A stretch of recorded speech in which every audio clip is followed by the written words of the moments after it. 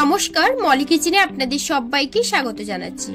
আজকের পর্বে আপনাদের সাথে শেয়ার করব চানাচুরের খাস্তা কচুরি।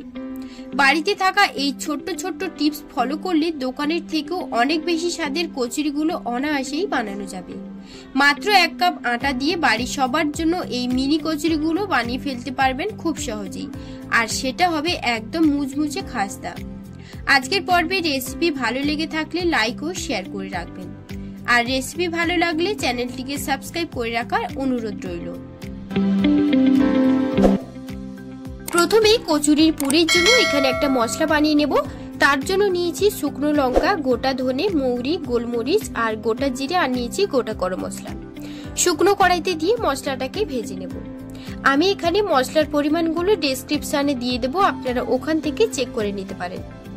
2 থেকে 3 মিনিট ফ্লেমটাকে একদমই লো আঁচে রেখে সমস্ত মশলাগুলোকে ভেজে নেব।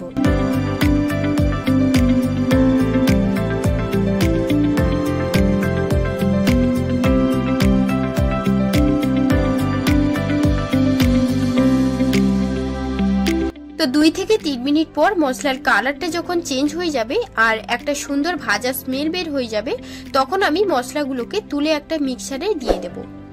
আর এখানে 1 কাপের মতন চানাচুর নিয়েছি। আমি মিষ্টি ঝাল 2 ধরনের চানাচুর নিয়েছি, আপনারা যে কোনো চানাচুর নিতে পারেন। চানাচুরটা এখন আমি মিক্সারে দিয়ে দেব। আর এরপর সামান্য লবণ আর কয়েকটা চিরা কাঁচা লঙ্কা দিয়ে দিলাম। এখন ঢাকনাটা বন্ধ করে একদম মিহি করে মশলাটা আর চানাচুরটাকে ভালো করে গুঁড়ো করে নেব। একদম মিহি করে মশলাটাকে গুঁড়ো করে নেব। তো দেখুন, একদম মিহি করে গুঁড়ো করে নিয়েছি। আপনারা চাইলে শিলনোড়াতেও গুঁড়ো করে নিতে পারেন, তবে একদম মিহি করে বেটে নিতে হবে। তো দেখুন, মশলাটা আমি ঠিক এই রকম একদম মিহি করেও বাটিনি, ঠিক এইভাবে করে আমি মশলাটাকে গুঁড়ো করে নিয়েছি। এবারে এখানে একটা পাত্র নিয়েছি, 1 কাপের মতন দিয়ে দিলাম আটা। আপনারা কম বেশি করে নিয়ে নিতে পারেন। এবার পরিমাণ মতো লবণ আর দিয়ে দিচ্ছি চিনি, আর দেব বেকিং পাউডার। এরপর প্রথমেই শুকনো উপকরণগুলোকে প্রথমে ভালোভাবে মিশিয়ে নেব।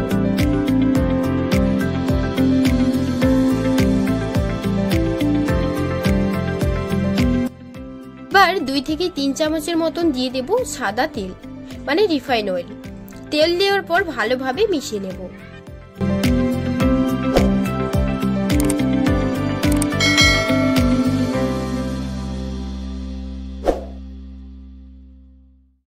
এরপর অল্প অল্প জল দিয়ে মেখে নেব। জল একেবারে দিয়ে মাখবেন না, তাহলে ডোটা বেশি পাতলা হয়ে যেতে পারে। সেক্ষেত্রে অল্প অল্প জল দিয়ে ডোটাকে মেখে নেব। তো দেখুন, ডোটাকে এতটা নরম করে মেখেছি। এরপর 10 মিনিটের জন্য রেস্টে রেখে দেব। 10 মিনিট পর ঢাকনাটা খুলে ছোট ছোট লেচির আকারে কেটে নেব। যেভাবে লুচির ডো কাটি সেইভাবে লেচিগুলোকে কেটে নেব। যেহেতু মিনি কচুরি, সেজন্য ছোট ছোট করে কেটে নিচ্ছি।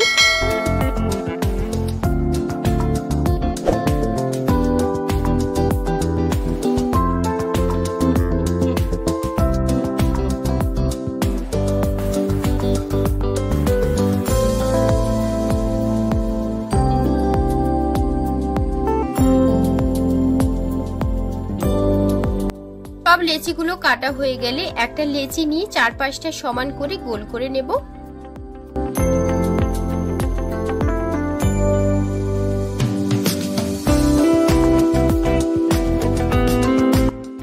এবার যেই চানাচুরের পুরটা বানিয়েছিলাম 1 চামচ দিয়ে মুখটাকে বন্ধ করে দেব। তারপর একটা গোল বলের শেপে তৈরি করে নেব।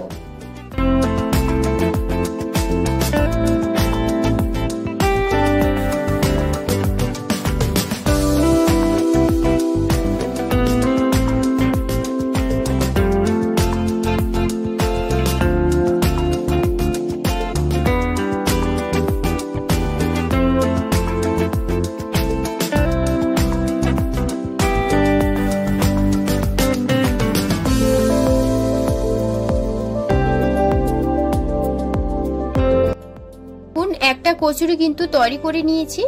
একই পদ্ধতিতে বাদবাকি কচুরিগুলো বানিয়ে নেব। পুরের পরিমাণ কিন্তু এখানে বুঝে দিতে হবে, যাতে না ফেটে যায়। আবার একেবারেই কম দেবেন না। এই স্টেপগুলো কিন্তু অবশ্যই আপনাকে খেয়াল রাখতে হবে।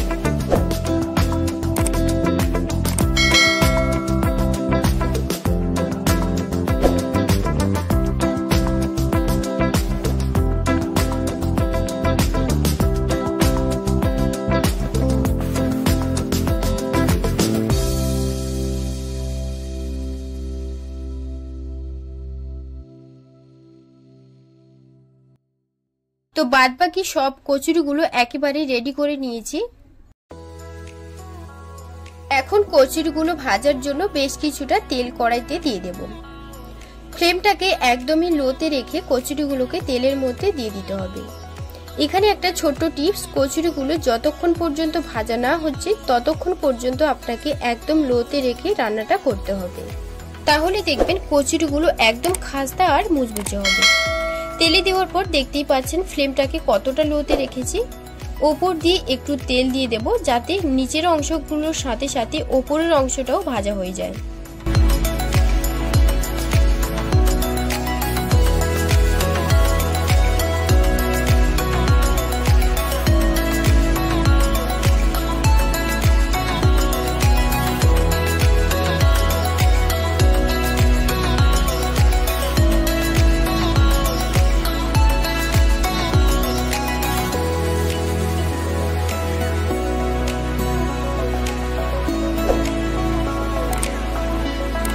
10 থেকে 12 মিনিট পর দেখতেই পাচ্ছেন কচুরিগুলোর কালারটা ঠিক এই রকম হয়েছে।